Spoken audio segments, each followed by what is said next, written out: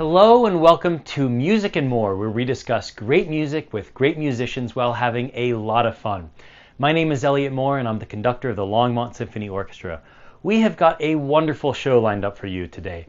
We're going to be performing for you the finale from Tchaikovsky's Violin Concerto, as well as talking with the soloist from that performance, Sharon Roffman.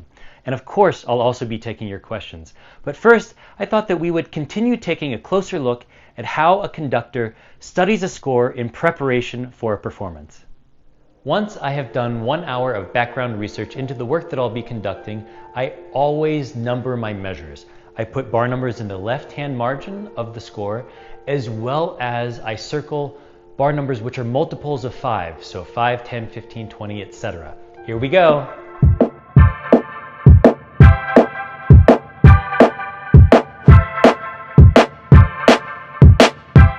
So why do I do this? If I am rehearsing the orchestra and I need to refer to a bar number very quickly, I never have to count forwards or backwards more than 3 bars, and that can really speed up my rehearsing. One other thing that it's very useful for is in score study. So if I am studying a score and at the beginning of the work there's a very similar passage to something that occurs at the end of the work, it allows me to compare these bars very quickly and reference the bars very quickly. Once I have numbered my bars, I then look at the left-hand margins of the beginning of each of the movements. Let's begin by having a look at Beethoven's First Symphony. I always begin by looking at the instrumentation of each movement and by making sure that I understand what it says. For example, there are 2 flutes in the first movement, even pairs of winds, horns, and trumpets with timpani and strings. The clarinets are in C, and the horns are in C as well. Then I look at all of the other movements. Here is the instrumentation page of the second movement. Here is the instrumentation of the third movement. And here is the instrumentation of the fourth movement.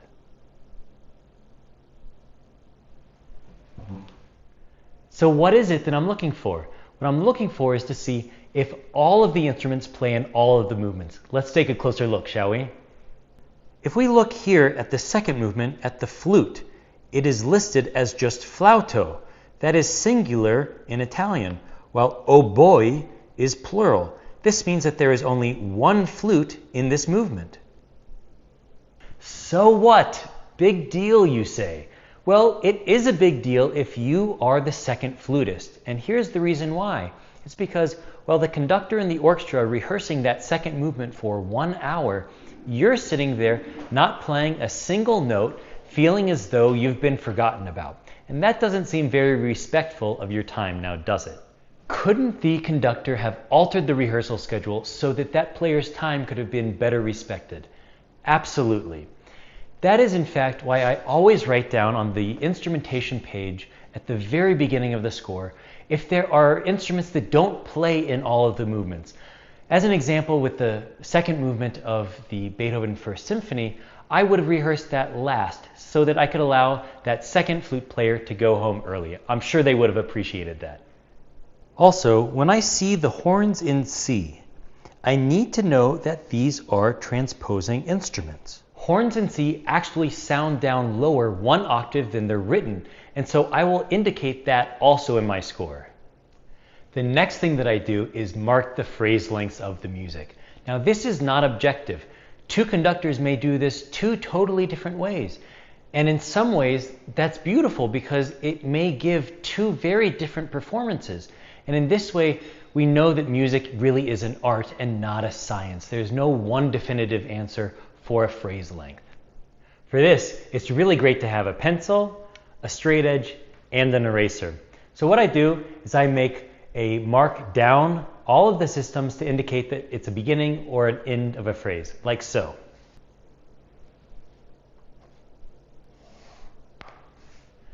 The score that I will be marking the phrase indications for is Beethoven's 7th Symphony. Now this is a score that I have studied several times, but I managed to lose my copy of it, and so I got a new copy, but that's all okay, and I'll tell you the reason why. It's because I know that I will be seeing this incredible musical work with fresh eyes.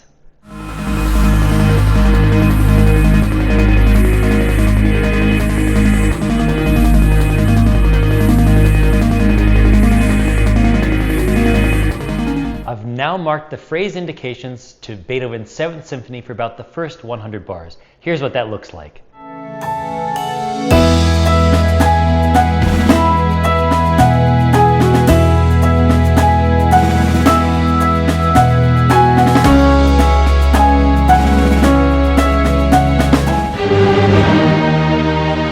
Herr Beethoven! Tell me, Herr Beethoven, did I understand your phrase lengths okay? I was a little worried about that one deceptive cadence. I wasn't sure I got it right. We can discuss that later. What I want to discuss is tempo. Don't you think you could have thought about my tempo indications, or perhaps my metronome markings, before you thought about all of this phrasing? That's a very good point, but there's so much controversy surrounding your metronome markings. What controversies could there possibly be? Some people think that your metronome was faulty. Some people think that your metronome was broken. We don't know what to believe. Should we just simply throw out all of your metronome indications because maybe your metronome was broken? Maestro, can you please beat 60 beats per minute for me? 60 beats per minute. Oh, that's the exact same as the second hand on my watch. Let's see, that's about... Good. Now, can you please clap twice as fast for me? Well, sure I can. This must be 120 beats per minute if it's twice faster than 60. Exactly. And did you honestly think that I, Herr Beethoven, did not know how fast 1 second was? Herr Beethoven, but if your metronome was off, how could you have heard it? I hate to state the obvious, but you were deaf. I don't know how you would have heard if it was right or wrong. And I hate to state the obvious too. In my day, metronomes were not apps on your phone, but rather they were little boxes, and they had a pendulum arm, and they went tick-tock, tick-tock, tick-tock, tick-tock. And I am not blind, I was merely deaf, so I could see it. But Herr Beethoven, sometimes you pick a tempo which is just so fast, and other times you pick a tempo which is so slow. I mean, isn't it possible that just maybe your metronome was broken? Well, it was not broken in both directions.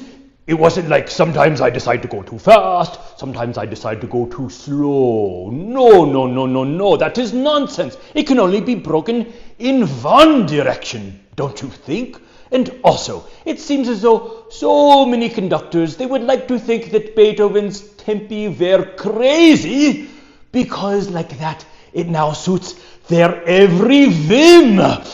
But the slow movement of your 7th Symphony, clearly you wanted that to be slow. I mean, it's so beautiful and haunting when I take it with that slow tempo. Look at the tempo indication for the first movement. Quarter note equals 69. Now look at the second movement tempo, the one that goes so slow. What is indicated there? Quarter note equals 76. Exactly. Now, don't you think that even if my metronome were broken, I knew that 69 was slower than 76. And if I wanted it to be a funeral march, I would have marked it a funeral march. But instead, I marked it allegretto, meaning a little lively, with the quarter note equals 76, not slower than the very opening of the symphony. Wait, so the slowest part of the 7th Symphony is not the slow movement at all? It's actually the opening of the symphony? Precisely. There is no slow movement in my 7th Symphony. Whoa! I can't wait to continue chatting with Herr Beethoven about his fascinating tempo indications, his metronome markings. It's really great stuff, but we're going to have to leave it there for the time being. Now we're going to turn to a performance of Tchaikovsky's Violin Concerto from 2019. Tchaikovsky wrote this violin concerto in Clermont, Switzerland, on the shores of Lake Geneva, where Tchaikovsky had gone to recover from the depression brought on by his disastrous marriage. The couple only lived together for 11 days, and their marriage was over in 2.5 months. Tchaikovsky went on a long voyage to try and recover from this disastrous marriage, where he spent an extended stay in Switzerland, struggling to compose a solo piano work. Fortunately, one of his former students from Russia, a violinist and composer, Josef Kotek, came to visit him. Kotek took out his violin, and the two played works by other composers for violin and piano. Tchaikovsky began to fancy the idea of writing a concerto for violin and orchestra. Tchaikovsky worked exceptionally quickly, and the music seemed to flow from his pen onto the page, and he felt as though he was regaining his artistic inspiration. The third movement of Tchaikovsky's violin concerto begins with this cry from the orchestra. And that's followed by solo violin playing. And that solo violin playing, I think, is very important. It's almost as though kind of a Russian gypsy violinist comes onto the stage with the orchestra and begins playing in such a way that inspires the orchestra to be much more festive than the kind of cry that opened that movement. Well, here is our 2019 performance with Sharon Roffman, and of course, stick around because we're going to be chatting about all kinds of things with Sharon following this performance.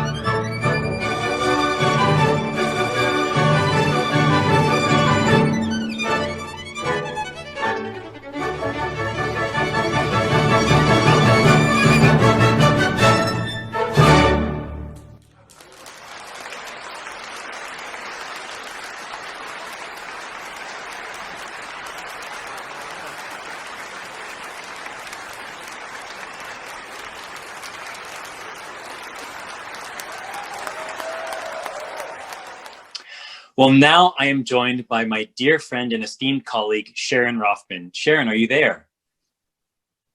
Hello. Thanks so much for joining us, Sharon. Wow, It's my pleasure.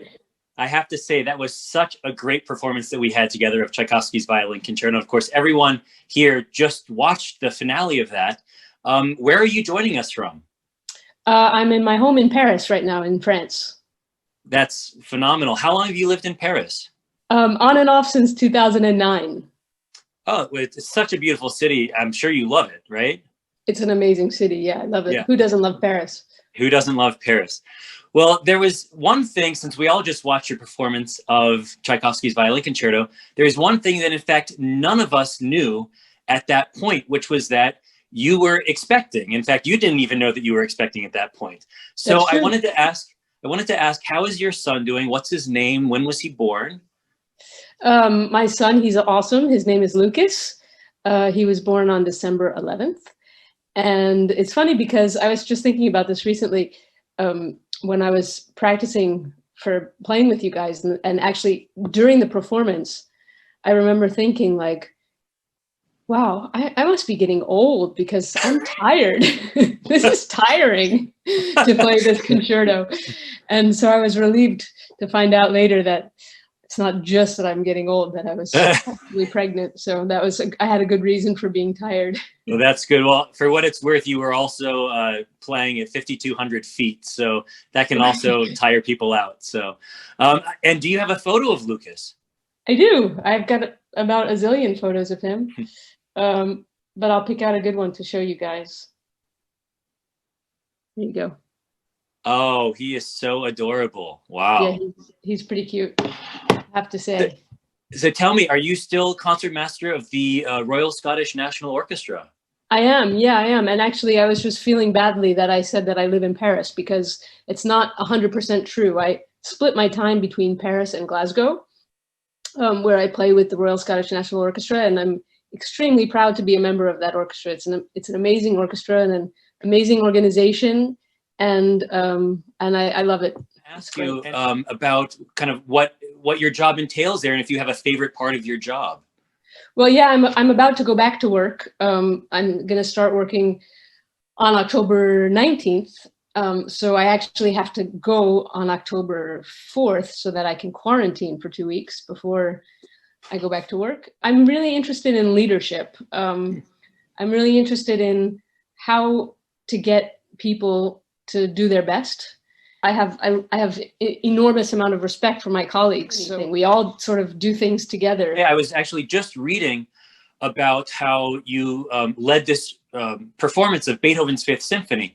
And at the end of the performance, instead of everyone sort of just standing up and maybe you take a bow because you were kind of the leader of that, you had everyone come into a line at the front of the stage, and everyone took a bow. And so that was that kind of shared leadership that you were just mentioning. Exactly. Yeah, that was one of my absolute favorite concerts of the year. Like, I loved that. It was an incredible experience, and that's exactly what I mean. I think as the leader of that particular concert, so that concert was without a conductor. So we played Beethoven Fifth without a conductor, and so I had a position of responsibility. But what my feeling was that I set down an interpretation. Because you can't just come with nothing, because then it's chaotic.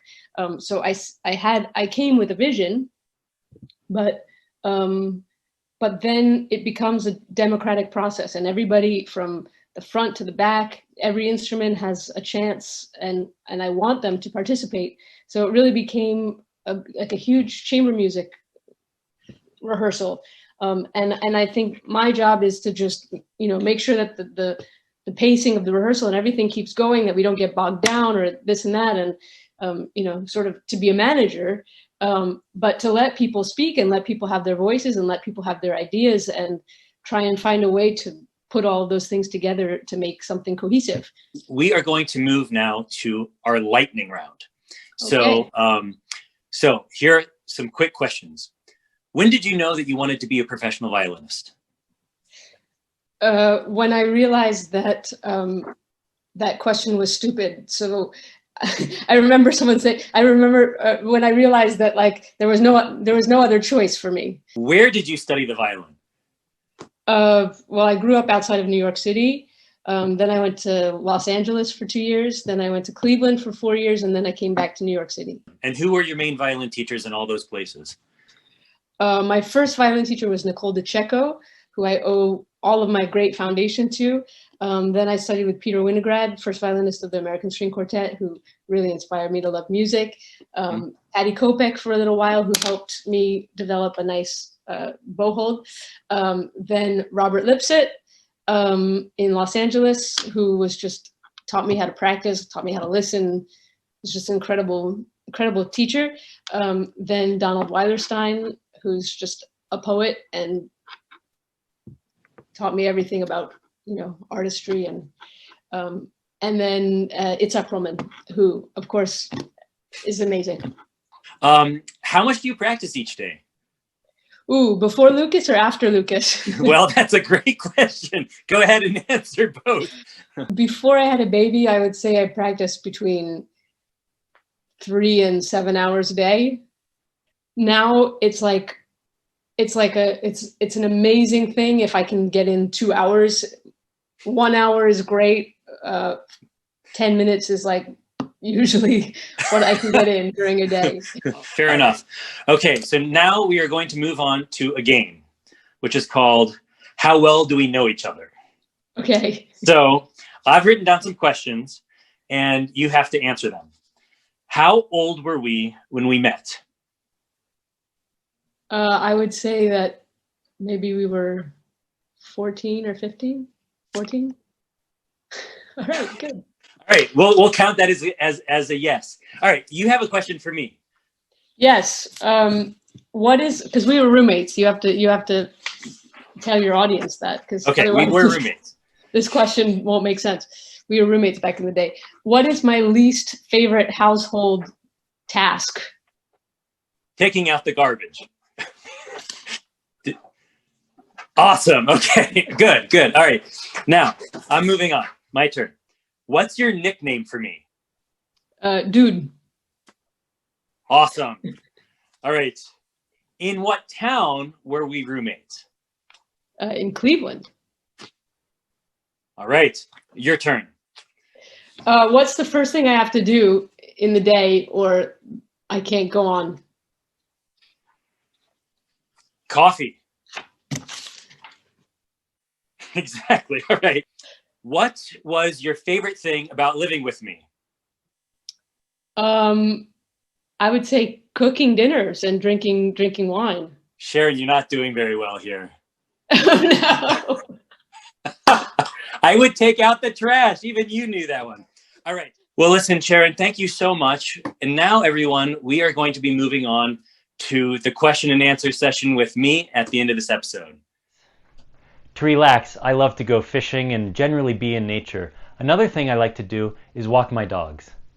1945, that was the end of the Second World War. My superpower? I think that would have to be my ability to get a room to be hushed with my eyes. I love the sound of my 10-month-old daughter talking to herself. It's so adorable. What don't I like to do? I think one of the hardest things for me to do is wake up early. I'm not very good at getting out of bed really early in the morning. Thanks so much for sending in those questions. Keep them coming, and we'll see you next time on Music and More.